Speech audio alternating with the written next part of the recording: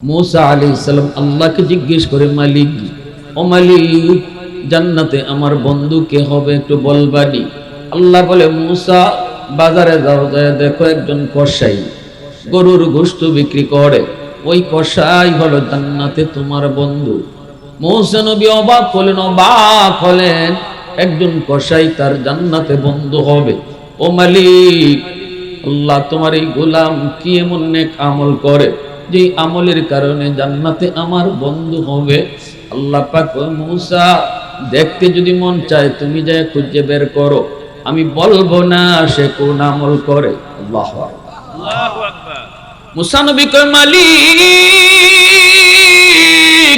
ঠিকানা বলে দাও।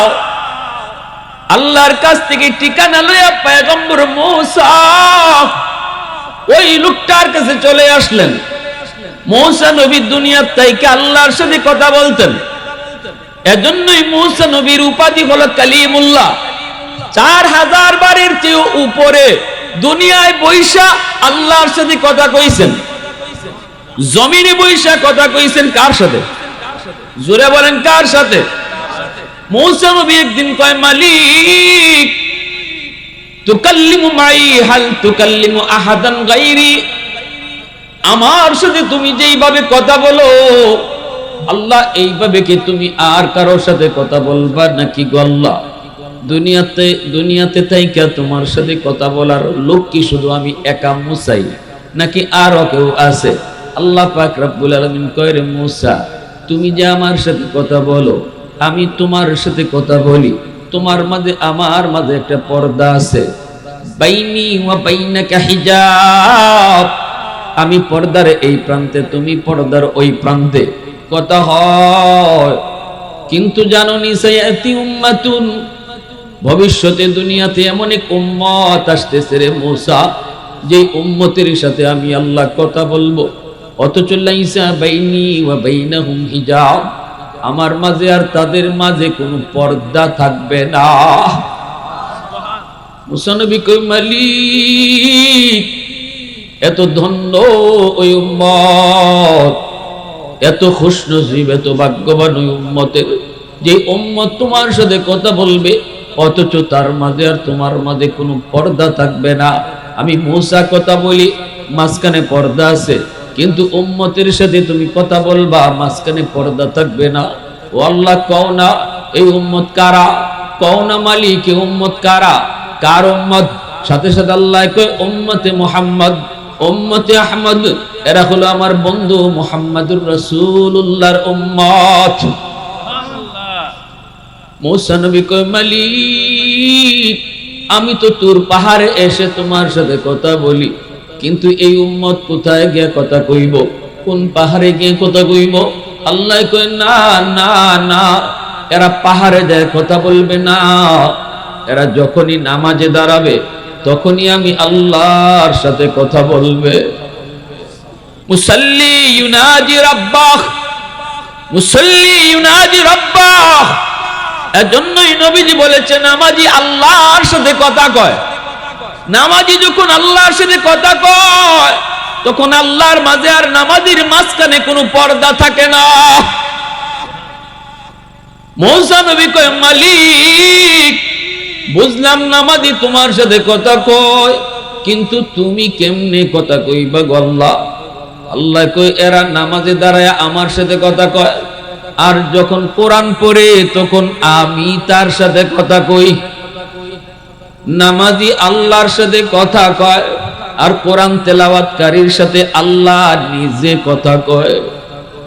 তো আওয়াজ দিয়ে কও না সুবহানাল্লাহ, মুহাব্বতের সাথে কও না সুবহানাল্লাহ। অতএব কোরআন তেলাওয়াত দরকার আছে না নাই? ফজরের পর মাগরিবের পর একটু রুটিন করে নাও যুবক। হাতে ধরে বলি, পায়ে ধরে বলি, ঘরে রহমত নাই, বরকত নাই। কারণ একটাই কারণ, মুসলমানের ঘরে এখন কোরআন তেলাওয়াত বন্ধ হয়ে গেছে। মহিলারাও কোরআন তেলাওয়াত করে না, পুরুষেরাও করে না। মোবাইল বের হওয়ার পরে কোরআন তেলাওয়াত বাতিল হয়ে গেছে। অবসর টাইম, যেই টাইমটাতে মুসলমান কোরআন তেলাওয়াত করতাম, এই টাইমটা আমরা এখন মোবাইলে ব্যস্ত, ঠিক কিনা জোরে কর? এজন্য রে যুবক হাতে ধরে বলি, পায়ে ধরে বলি, দিনে একবার অন্তত ঘরে কোরআন তেলাওয়াতের আমল চালু করো।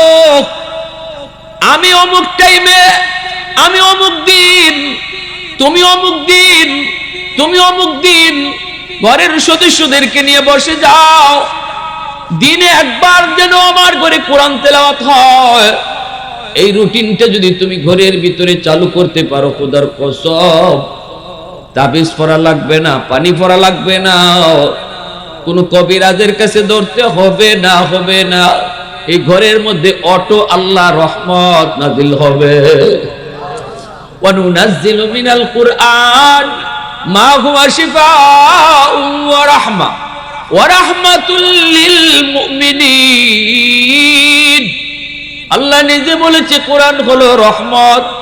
যেই ঘরে কোরআন তেলাওয়াত হয় এই ঘরে রহমত নাজিল হয়, রহমত। এজন্য ভাইরা বন্ধুরা, মুসা কালিমুল্লাহ তখন আল্লাহর কাছে ডাক দিয়ে কই, মালিক, যেই উম্মত এত দামি, যেই উম্মতের সাথে তোমার কথা হবে অথচ কোনো পর্দা থাকবে না, আল্লাহ এই উম্মত তুমি আমি মুসাকে দিয়ে দাও। আল্লাহ পাক কই, না রে মুসা, তুমি অনেক আগে চলে আসছো, এরা অনেক পরে আসবে। মুসা নবী কই, মালিক, তাহলে আমাকে তুমি নবী না বানাইয়া ওই নবীর উম্মত বানায় দাও। আল্লাহু আকবার। হয় তুমি এই উম্মত আমারে দাও, নয় আমারে উম্মত বানায় দাও। আল্লাহ কই, মুসা, একটাও কবুল হবে না। আল্লাহু আকবার জোরে কর। এত দামি, এত দামি তুমি, এত দামি আমি, আল্লাহ তোমাকে আমাকে এত দামি বানাইছে। ওই মুসা কই, আল্লাহ, ওই কসাইর ঠিকানা তুমি আমাকে বলে দাও। আল্লাহ পাক কই, দাও, বাজারে দাও। ঠিকানা লইয়া মুসা নবী চললেন, বাজারে এসে পৌঁছলেন। কসাইকে তিনি পেয়ে গেলেন। নাম জিজ্ঞেস করে জানা গেল এই সেই লোক, যেই লোকের নাম আল্লাহ নিজে বলছেন। মুসা নবী নিজের পরিচয় তিনি দিলেন না। মুসাফির সেজে ডাক দিয়া বলতেছেন, ভাই, আমি তোমার বাড়িতে মেহমান হতে চাই, তুমি আমাকে আজকে মেহমানদারি করাইবানি। উদ্দেশ্য হলো লোকটা ঘরে কি আমল করে সেই আমলটা মুসা নবী খুঁজে বের করবে। আল্লাহ তো আমলের কথাটা কয় নাই, আল্লাহই কইছে, মুসা তুমি গিয়ে খুঁজে বাইর করো কোন আমলের কারণে সে তোমার জান্নাতে বন্ধু হবে। আল্লাহর পয়গম্বর মুসা কালিমুল্লাহ পরিচয় দিলেন না। লোকটার সাথে তিনি তার বাড়িতে রওনা হয়ে গেলেন। বাড়ির ভিতরে ঢুকলো, বউয়ের রুমেও আগে ঢুকলো না, সন্তানের কাছেও আগে গেল না। যেই রুমটার মধ্যে তার মা শুয়ে থাকে, একজন বৃদ্ধা মা, কবুতরের মতো হয়ে গেছে, বাঁকা হইয়া গোজা হইয়া, ওই মায়ের রুমে যে আগে ঢুকলো, ঢুকেই মাকে কুলে উঠাইলো। কুলে উঠাইয়া মাকে তুলায় তুলায় খাওয়াইতেছে। খানা নিয়ে আসছে বাজার থেকে, এই খানাটা সে মাকে খাওয়াইতেছে। এ যুবক, যেই মা শিশুকালে তোমাকে আমাকে তুলায় তুলায় খাওয়াইতো রে, এইভাবে এই সন্তান মারে তুলায় তুলায় খাওয়াইতেছে। তার কলিজার টুকরা দুইটা সন্তান পায়ে পইরা কাঁদতেছে আর বলতেছে, আব্বা, পেটের ক্ষুধায় আর বাঁচি না, বাবা আমাদেরকে খানা দাও, পেটের ক্ষুধা আর সহ্য হয় না। তখন সন্তানের মাথায় হাত বুলাইয়া বাবাই কইতেছে, বাজার, একটু সবর করো, আগে তোমাদের দাদুকে খানা খাওয়ায়া নেই। আল্লাহ পাক কই, বন্ধু, ওয়ায়াসআলুনাকা মাযা ইউনফিকুন কুল মা আনফাকতুম মিন খায়র ফালিল ওয়ালিদাইনি ওয়াল আকরাবিন। ও বন্ধু, সূরা বাকারা। আল্লাহ কই, মানুষেরা তোমাকে জিজ্ঞেস করে কোন কোন জায়গায় টাকা খরচ করবে, কোন জায়গায় পয়সা খরচ করবে, বেতনের টাকা সবার আগে কোথায় ব্যয় করবে, কার জন্য টাকা ব্যয় করবে। বন্ধু, জবাব তুমি দিও না, জবাব আমি আল্লাহ দিতেছি। আল্লাহু আকবার জোরে কও। আল্লাহ কই, বন্ধু, জবাব তুমি দিও না, জবাবটা আমি দিতেছি। আমার জবাবটা তুমি শোনায় দিও। বলে দাও, বলে দাও, বলে দাও, সবার আগে তার সম্পদ, সবার আগে তার বেতনের টাকা, সবার আগে তার ব্যবসার টাকা, লাভের টাকা, পকেটে আসা টাকা সবার আগে খরচ হবে মার জন্য, মায়ের জন্য, বাবার জন্য, বাবার ঔষধ নয়, আগে বাবার ঔষধ কিনো, নিজের ঔষধ আগে নয়। শীতের কাপড় মায়েরটা আগে কিনো, নিজেরটা আগে নয়, বউয়েরটাও আগে নয়, সন্তানেরটাও আগে নয়। আমি আল্লাহ বলতেছি বন্ধু জানে দাও, সবার আগে টাকা পয়সা বাপ মার জন্য খরচ করতে হবে। আদেশটা কার? জোরে আওয়াজ দিয়া বলেন, আরো জোরে বলেন কার? খানা তোমার রেডি হয়েছে যুবক, খানাটাও তুমি মাকে আগে খাওয়াও, বাবাকে আগে খাওয়াও। আল্লাহ পাক রব্বুল আলামিন কয় এই দুনিয়ার সন্তানের দল সবার আগে বাপ মারে তুমি খাওয়াও, বাপ মার অভাবটা তুমি আগে পূরণ করো, বাপ মার চাওয়াটা তুমি আগে পূরণ করো। এটা হলো আমি আল্লাহর আদেশ। এই যে মুসা নবী আল্লাহর পয়গম্বর, তিনি দুইটা কলিজার টুকরা সন্তান, পায়ে পড়ে গেছে সারাদিন না খায়া উফাস। বাবার হাতে খানা, বাবার হাতে খানা দেখার পরও বাবা সন্তানের মুখে খানা দেয় না গো, সবার আগে মার মুখে খানা দিতেছে। আর বাচ্চাগুলিরে বুঝে বুঝে কইতেছে আব্বু একটু সবর করো, আগে তোমাদের দাদুকে খানা খাওয়ায় নেই। মুসা কালিমুল্লাহ কই বাইরে, ও ভাই এই বাচ্চাগুলি কার? কয় ভাই বাচ্চাগুলি আমার। কই নিজের? কয় আমার নিজের। এই মহিলাকে? কয় আমার মা। বাচ্চাগুলির আগে খানা দিলা না, মারে আগে খানা দিয়েছো? বলে হ। মুসা নবী কয় কতদিন যাবত আমল করো? কয় 40 বছর যাবত আমি মারি আগে খানা খাওয়াই। আওয়াজ আসতে কোন, আরো আসতে কোন।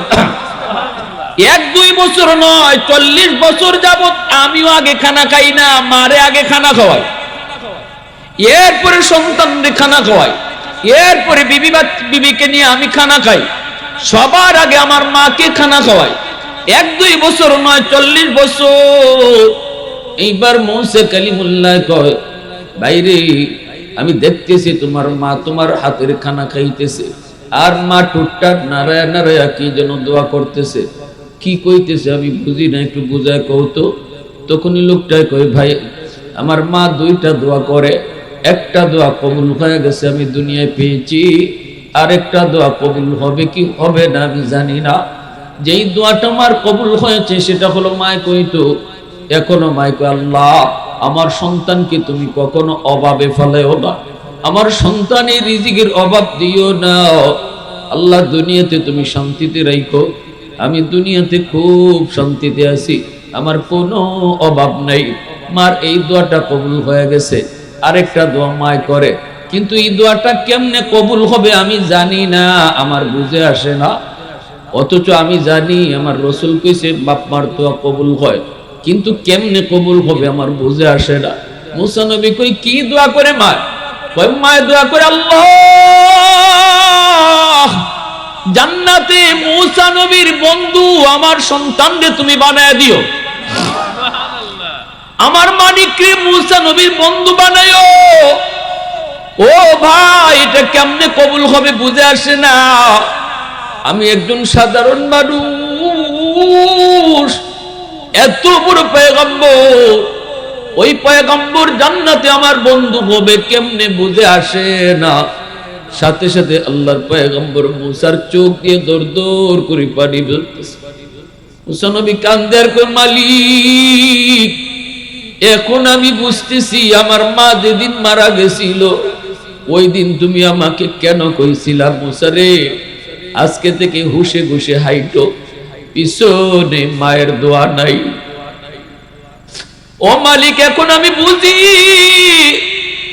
ওই দিন তুমি কেন কইছিলা মুসা সাবধানে কদম দিও, এখন আর পিছনে মার দোয়া নাই।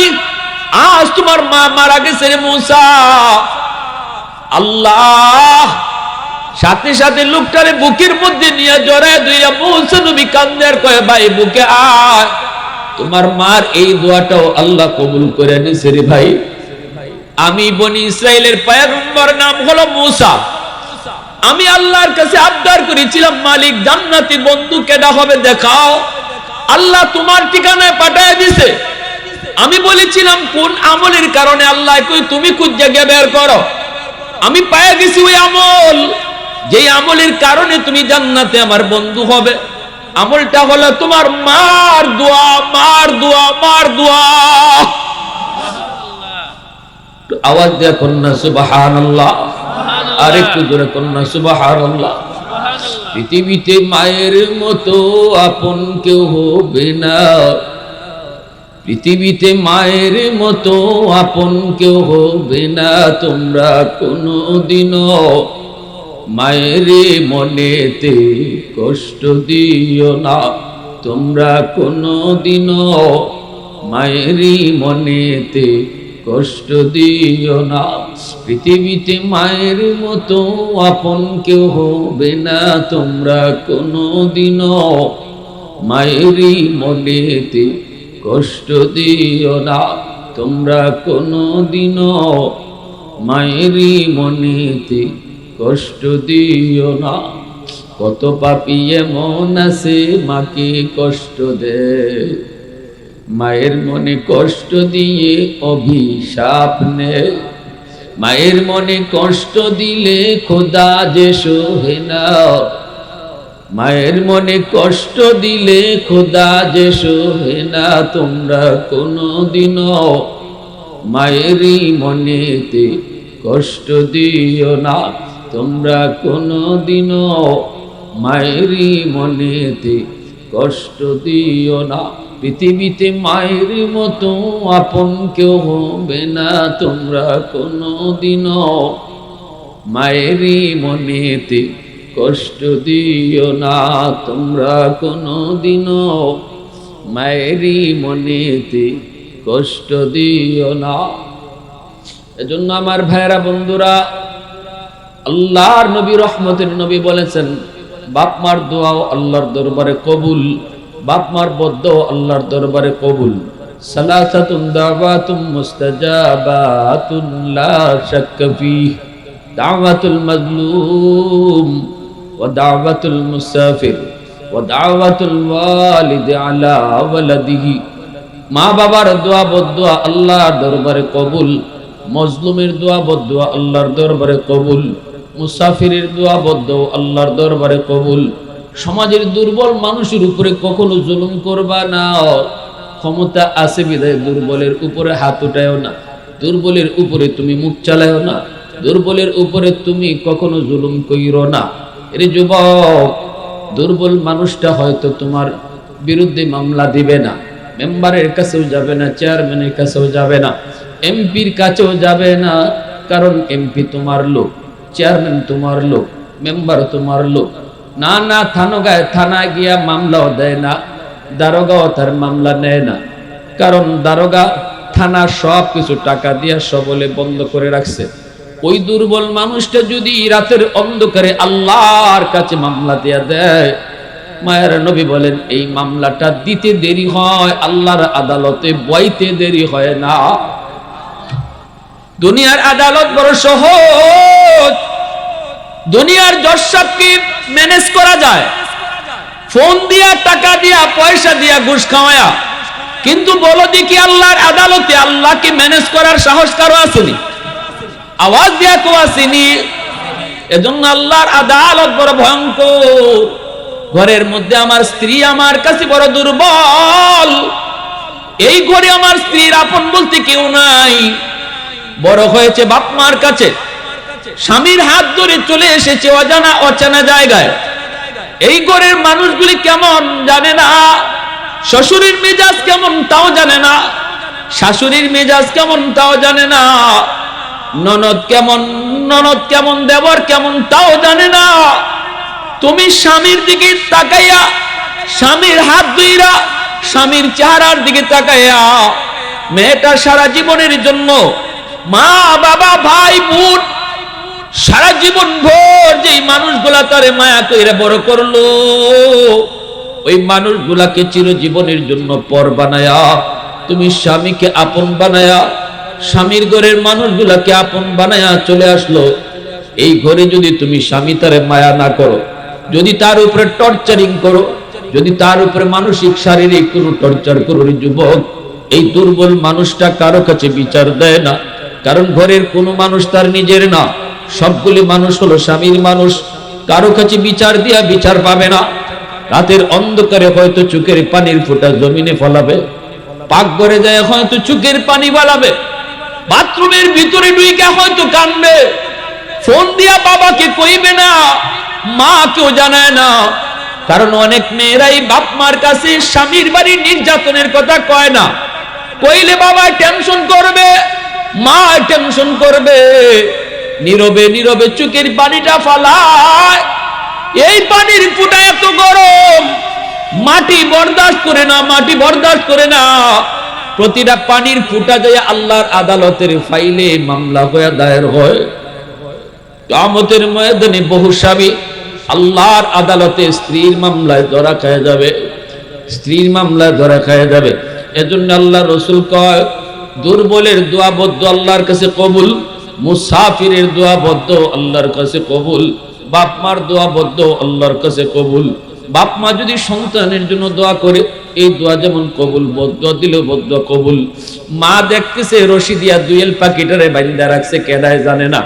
মা কয়, হায় হায়, এই পাখিটা এত এত লাফায়, যাইতে পারে না, হায় রে, মনে হয় বাচ্চাগুলি কান্না করে, এই পাখিটারে কে এইভাবে বান্ধা রাখলো? মা তাকায় থাকতে থাকতে দেখে বারবার চেষ্টা করার কারণে পাখিটার পা ভেঙে গেছে। মা সাথে সাথে কয়, মালিক, যেই পাখিটার পা ভাঙছে তুমি তার পা ভাঙে দিও।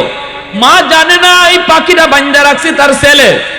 বলা মাত্রই ছেলেটা ছিল একটু দূরে, সাথে সাথে ছেলেটা আসার খেয়ে অ্যাক্সিডেন্ট করে নিজের পাটা ভেঙে যায়। এই পা ভাঙ্গা নিয়ে মানুষজন ঘরে যখন দৌড়ে তারে নিয়ে আসে, মা কই, বাবা কি হয়েছে? কই, তোমার ছেলে পয়রা পা ভেঙে ফেলছে। ছেলে কই, আম্মা আমি পা ভেঙে ফেলছি। মা কই, বাজান রে, তুই পা ভাঙছো না, আমি মা তোর পা ভেঙে দিছি। আমি জানি না এই পাখিটা তুই বান্ধা রাখছো, আমি বদ্ধ দিছিলাম আল্লাহ যে এই পাখিটারে বান্ধা পাখিটার পা ভাঙলো তার পা ভাঙে দিও। এজন্য আমার রাসূল কয়, আব্দুল কাদের জিলানী, মঈনুদ্দিন চিশতির মতো এত বড় বড় ওলি যদি তোমার ঘরে দাওয়াত করে খাওয়াও, সবাই যদি তোমার জন্য দোয়া করে, দোয়া করো, হাত উঠাইলো, দোয়া কবুল হবে কি হবে না কোনো গ্যারান্টি নেই। কিন্তু ভাঙ্গা করে বইসা যদি মা হাত উঠায়, বাবা যদি হাত উঠায়, আমার রাসূল বলে ওই বাপ মার দোয়া কবুল হবে 100% গ্যারান্টি।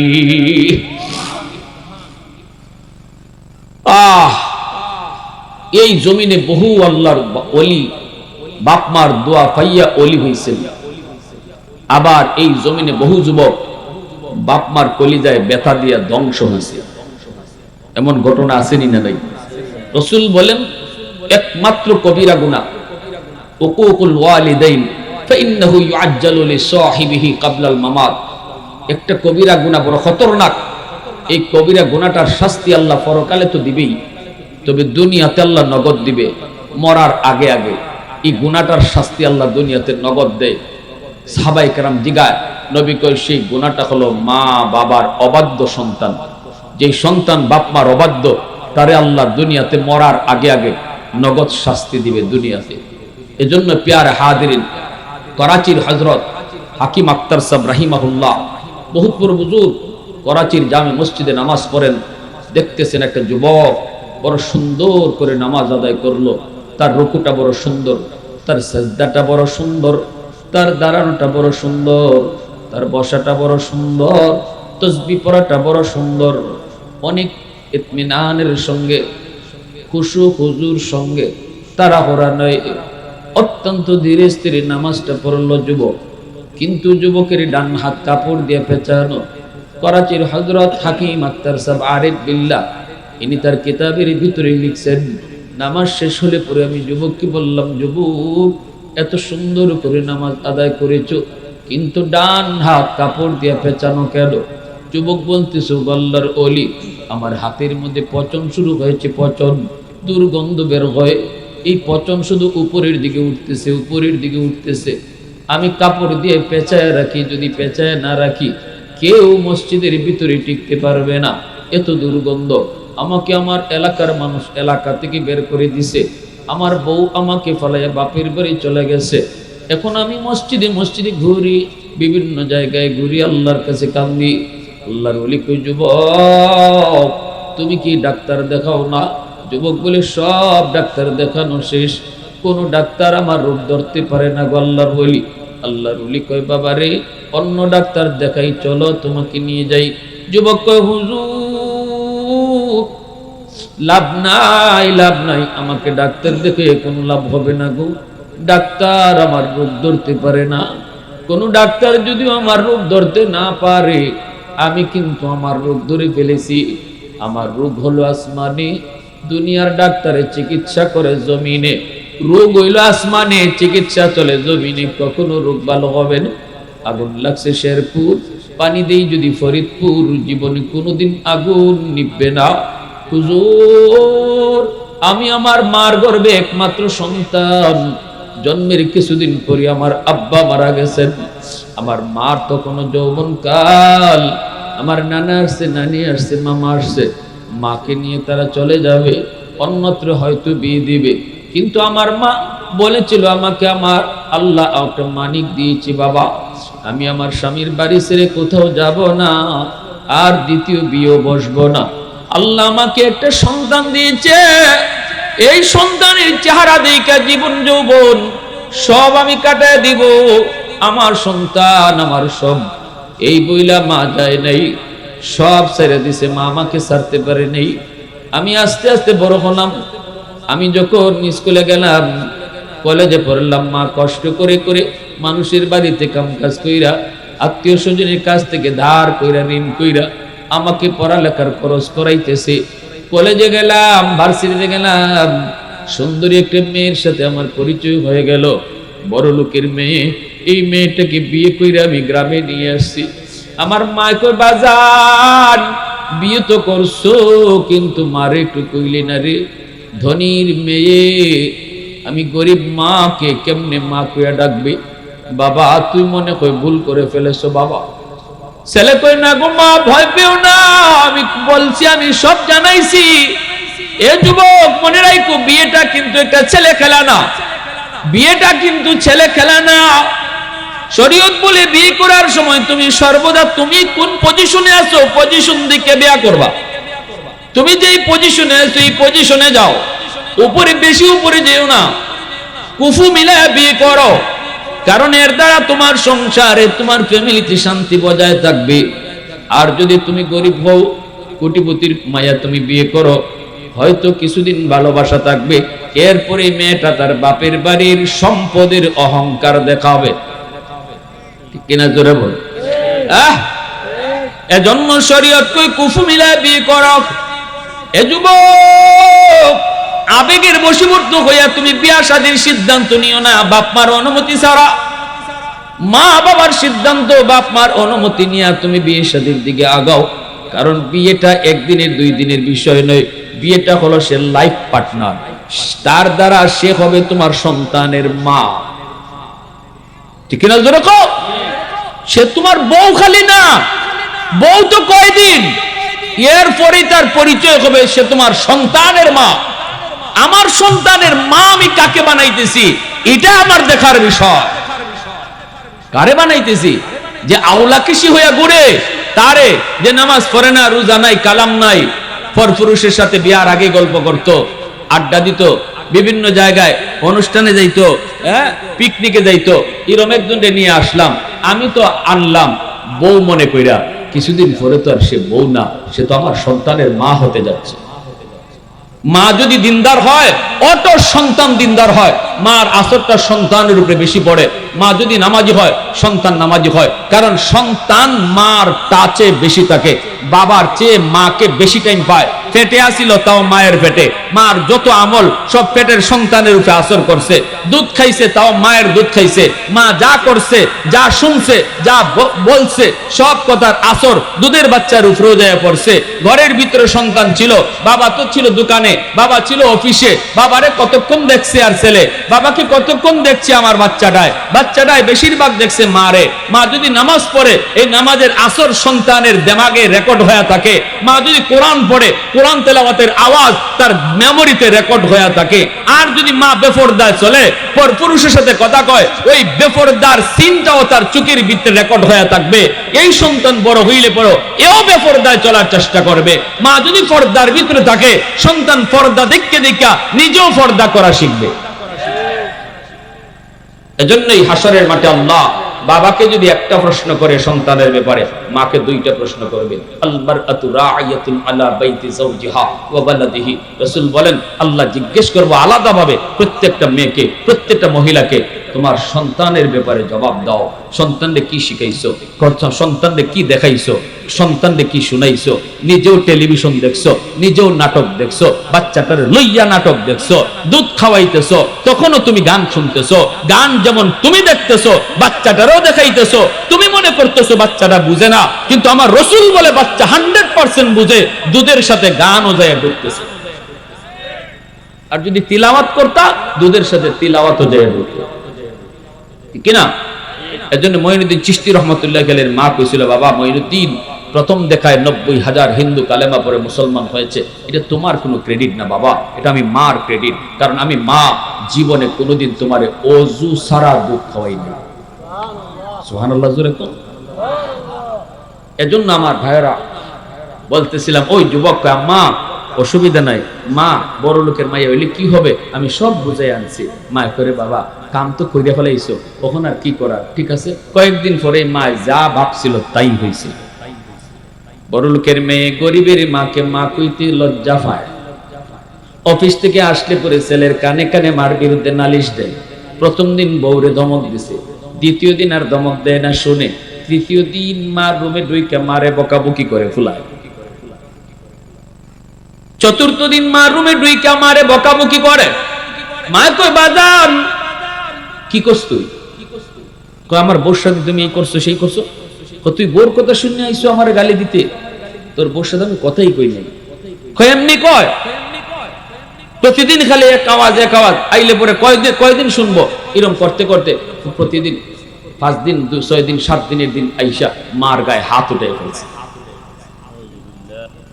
যেই মাত্র মার গায়ে হাত উঠেছে, মার চোখ থেকে দরদরায় পানি ঝরছে।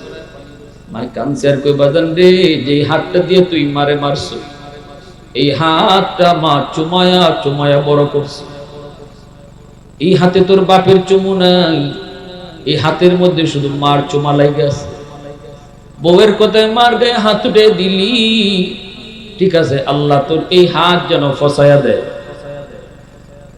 তুই যেন আমার জানাজার নামাজ পড়তে না পারস। হুজুর, আমার মা 2টা বদুয়া দিছে, সাথে সাথে আমি টের পাইছি আমার পায়ের নিচের জমিন কাঁপে উঠছে। বাপ মা যখন বদুয়া দেয়, আল্লাহর আরশটা পর্যন্ত কাঁপে উঠে। এ যুবক, কেন তুমি দুনিয়ার সফলতার মুখ দেখো না রে? হুজুর একটু দোয়া করেন, তাবিজ পড়া দেন, পানি পড়া দেন। আমরা কই, আগে তাবিজ পড়া না, আগে পানি পড়াও না, আগে দেখো লাইন কাটা কিনা পাওয়ার হাউস থেকে। পাওয়ার হাউস থেকে যদি লাইন কাটা থাকে, লাইন ওকে করো, তাহলে আল্লাহ জিন্দেগির বাতি আল্লাহ চালায়া দিবে।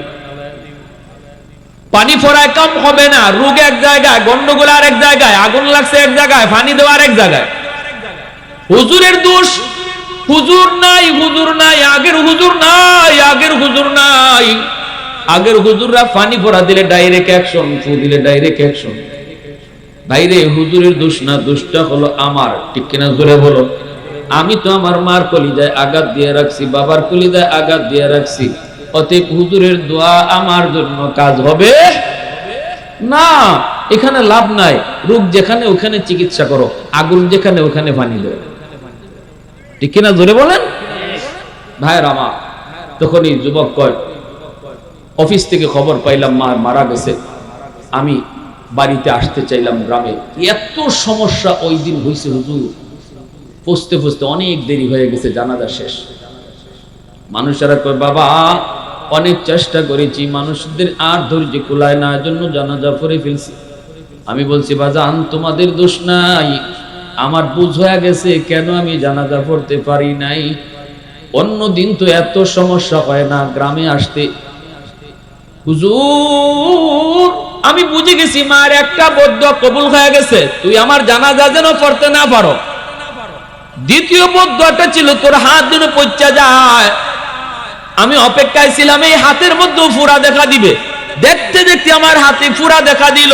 এই ফুরা থেকে পচন শুরু হলো, অ্যান্টিবায়োটিক হাই অ্যান্টিবায়োটিক দেওয়া হলো, কোনো কাজে আসে না, উপরের দিকে শুধু উঠতেছে।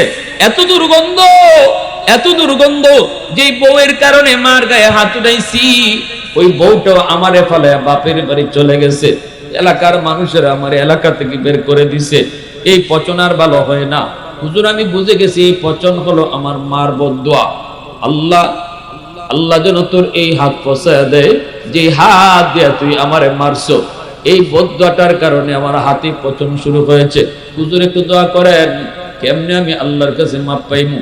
আল্লাহর ওলির চোখ দিয়ে পানি ধরে, আল্লাহর ওলি যুবকের জন্য কান্দে আর কই, যুবক, আবু দাউদ শরীফের একখানা হাদিস, রাসূল কয় মান যারা কবরা আবাওয়াইহি ফি কুল্লি জুমআতিন গুফিরা লাহু কুতিবা বাররান। জুম্মার দিন যদি কোনো সন্তান বাপমার কবর জিয়ারত করতে যায়, এই কবর জিয়ারতের উসিলায় আল্লাহ পাক তার দুনিয়ার গুনাহ মাফ করবে এবং বাধ্য সন্তানের তালিকাভুক্ত বানায় দিবে। জুম্মার দিন কবর জিয়ারত করব, কারা কারা একটু হাত উঠে আল্লাহরে দেখাও। আল্লাহ তুমি কবুল করো। সবাই বলেন আমিন, আরো জোরে বলেন আমিন। রাসূল কয় যাদের বাপ মা দুনিয়াতে আছে, শোনো একটা কথা কই, শোনো রাসূলের শেষ হাদিসটা শোনাই। আন আবি হুরায়রা রাদিয়াল্লাহু তাআলা আনহু قال মান আসবাহা মুতিয়ান লিল্লাহি ফি ওয়ালিদাইহি আসবাহা লাহু বাবান মাফতুহান মিনাল জান্নাহ। আজকে রাতে যদি কোনো সন্তান ঘুমাইবার আগে বাপ মারে খুশি করে ঘুমাইতে পারো, কেমনে খুশি করবা আমি জানি না, আমি জানি না, আমি জানি না, তবে কিছু কই, মশারিটা টানাই দাও বাপের, মার মশারিটা আজকে নিজেকে টানাও, মার মাথায় একটু তেল লাগাই দাও, বাবার ফাড় তলার মধ্যে একটু তেল লাগাই দাও, আব্বা শরীরটা কেমন লাগতেছে এখন, আপনি একটু ঘুমান। এতটুকু কইরেও যদি বাবার দিলটা খুশ করে তুমি ঘুমাইতে পারো, রাসূল কয় তুমি সন্তানের জন্য সকাল হইতেই আল্লাহ জান্নাতের দরজা খুলে দেবে।